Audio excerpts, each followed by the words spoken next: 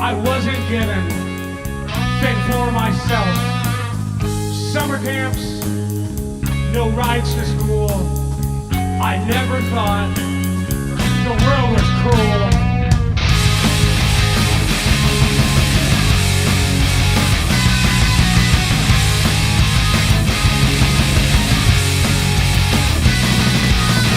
Growing up, all by myself, I wasn't given nothing else. No summer camp, rides to school. I never thought the world was cruel. Better cops, better robbers, better mothers, better fathers, better churches, better schools, better teachers, better fools. Nothing only a family house, fairy tales, and nothing else. We had nothing, fairy tales, but I learned early about myself. Better cops, better robbers, better mothers, better fathers, better churches, better schools, better teachers, better fools.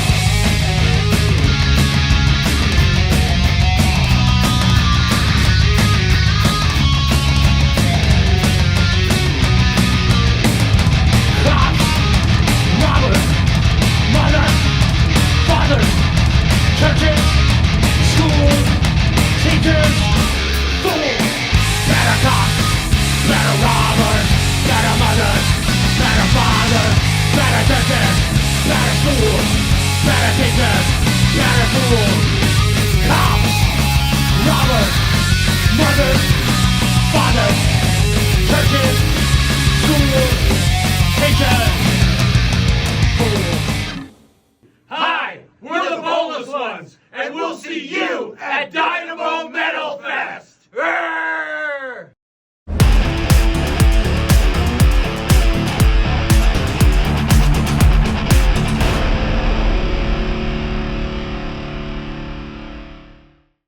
And we are back with Max from the Boneless Ones.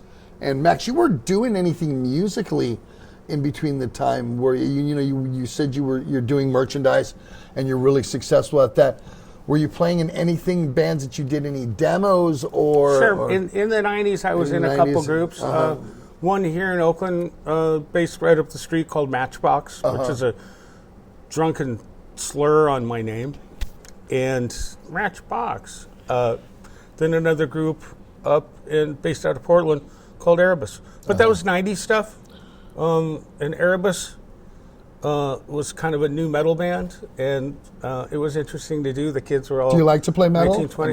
I mean, I think to me, Boneless Ones there's metal overtones in it, definitely. Sure. You know what I mean? I think so. Oh yeah. And it's very crossover to me, very much so. So. Of course. But very punk and very raw, and that's what I like about it. I love playing. The metallic riffs are great. A lot of backbone to them. A lot of my older friends that I've grown up with are metal musicians, and I really have always appreciated it. And so I think it incorporates well to our punk kind of stuff, especially with the players we have. Now, let's get to that.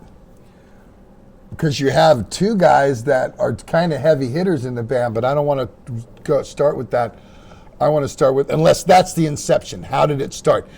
2019, this came back, and was this your idea?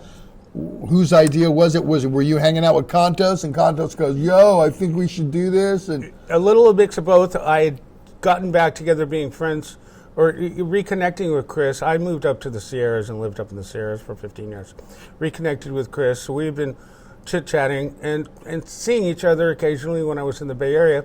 We were approached by Eddie Jennings, who was on the board of director of Haight Street Fair at that point, so this is 2018. Eddie used to run the I-Beam, over in San Francisco, and asked... Played there back in the day. Yeah, exactly. Asked me to put together a project to play. I didn't know what he meant, but he did mean the Boneless Ones. So because I had already been talking to Chris, we reached out to Troy, made that reconnection pretty easy. It was not very hard to do. Is Troy being the bass player, so then you've got the bass, drums, vocals. We found a guitarist to fill in or to start the project back up. didn't have the skills. We actually cycled through went through two different, it's a shitty thing to say cycle. Played with two different guitars. Didn't work out, didn't have the picking hand to really pull off some of the guitar work from our first guitarist on the first album, Luke Skeels. Luke was, this prodigy kid, took lessons from Satriani, a lot of these, Rick, a lot of these guys, Gary, I think, kind of all, it's known that they all took lessons from Joe Satriani.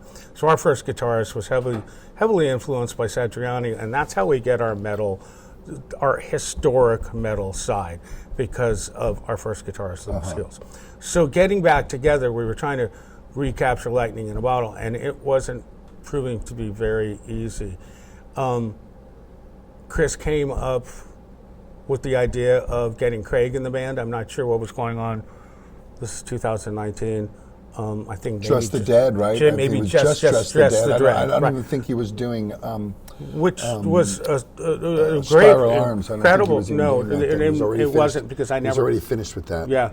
At any rate, Craig's down to one project, and so Chris proposed getting Craig in. Now, keep in mind, I didn't know who Craig was, and Craig came into the room and went, "Dude, I went to the last Boneless Win show when MDC, opened up for you guys, and it was at Cal Berkeley. It was our very last show." And so that was the approach. I went, "Wow, man, this guy's incredible, man." He's a good right hand, he's too. He's a great right to hand. The business, right? So meet this guy. Well, I got a guy who's pretty fucking good too. All right. So beg to differ a little bit. I got to stick up for the guy on my team. Right. It's pretty fucking. Let's say one of the best. Daryl's right arm's.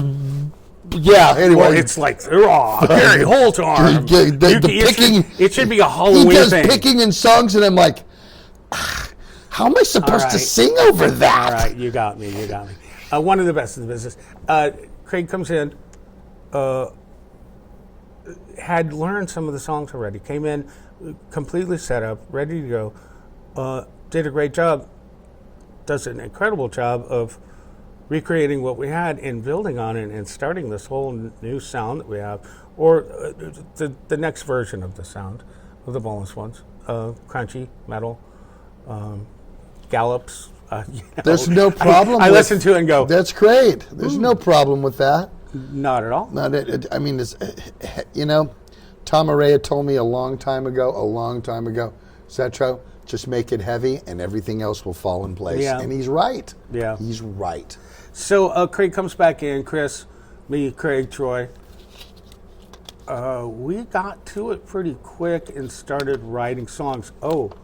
Little thing called COVID started. So, boy, that kills a new business, huh?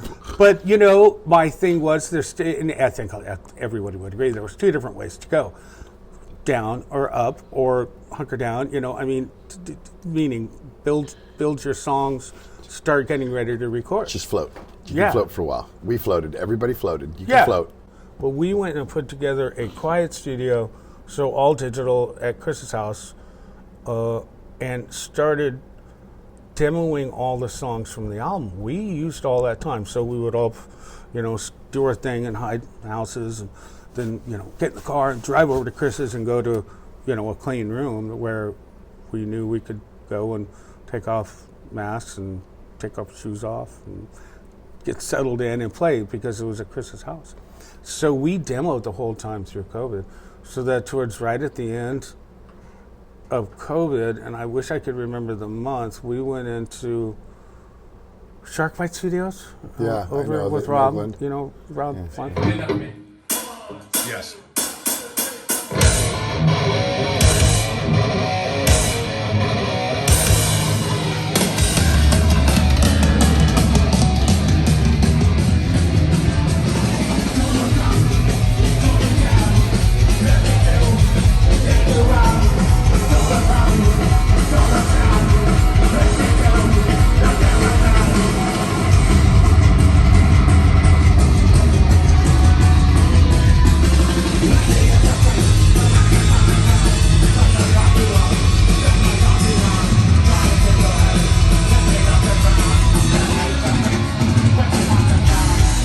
And tracked these songs with Zach, and then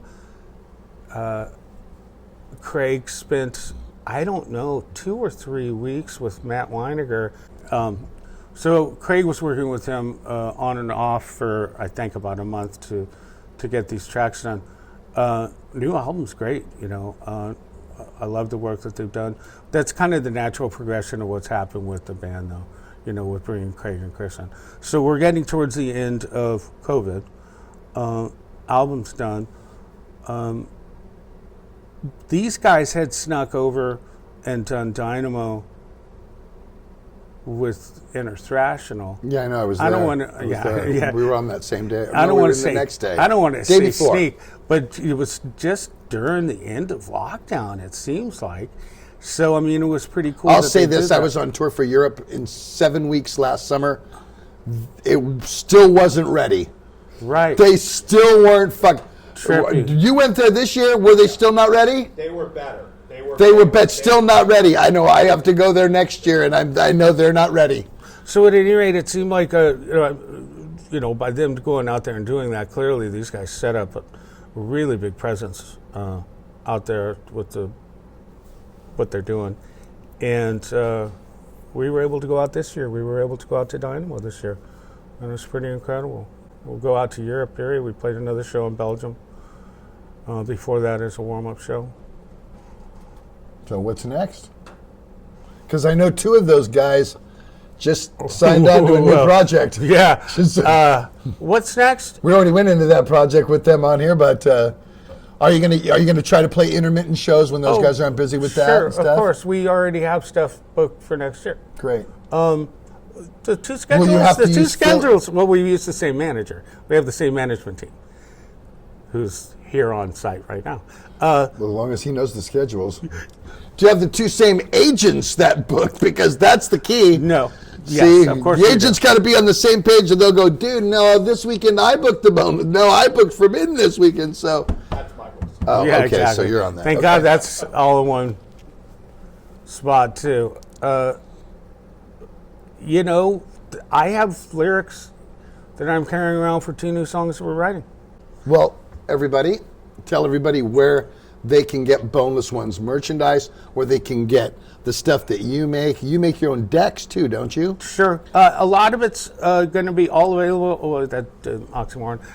It's available at our Big Cartel store, Boneless Ones, at Big Cartel. Pretty elaborate store. We have bonelessones.com. That'll take you to our website that goes everywhere. It goes to our EPK. It goes to all kinds of stuff. And there's obviously concert dates, stuff they can get by the records. The old album, can they still get that record? Sure, of course. Okay. Yeah, you can get it from, and that was just re-released on Beer City Records, which is a record label in Milwaukee that re-releases old punk rock records. Really, the 3 big artists that they have on there that they've been selling is MDC. They do all MDC. They do all of DRI stuff. They have a new record out, actually. Yeah. MDC has a new record out. Yeah, and they do the Boneless Ones. Awesome. So- Well, hey, Max, thanks for coming into the vault. It's great to talk to you, Zetro. Right on, man. You guys, you know what to do. I need your comments. I need you to press like. I need you to share this because, again, I try to cover the bands that you have heard of but may not never get the attention in the press-wise, so you want to know about them, I try to bring them here. So again, thanks for coming, and we'll see all of you guys next time on Zetro's Toxic Vault. What it is their brother can't hold his smoke.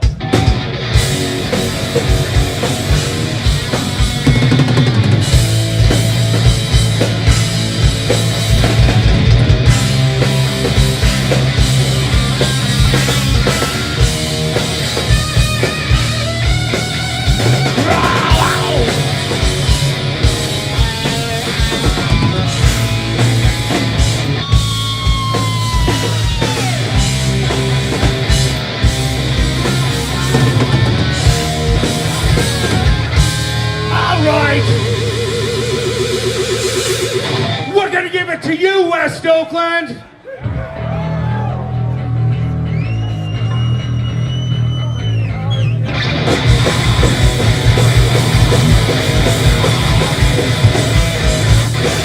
don't know what's what. Drunk as I for from your night. You don't know what's what. I'll give it to you. Hiding in your enemy. Hiding from every day. You don't know what's what. I'll give it to you. Money, fame, fortune. I'll give it to you. Sex, power. All those things in life. You look forward to.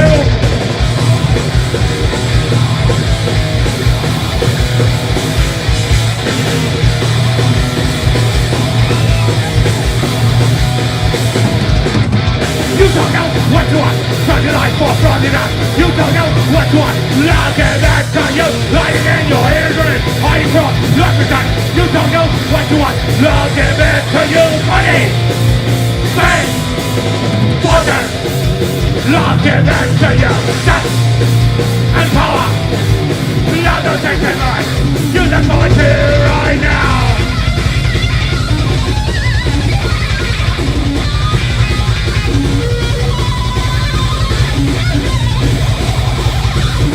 Money, fame, fortune. I'll give it to you. Sex and power. But all those things in life. You look forward to right now.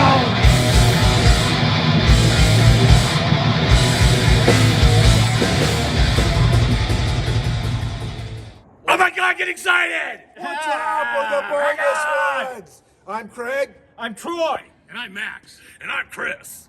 And we're big time wrestlers. Ooh, Yeah.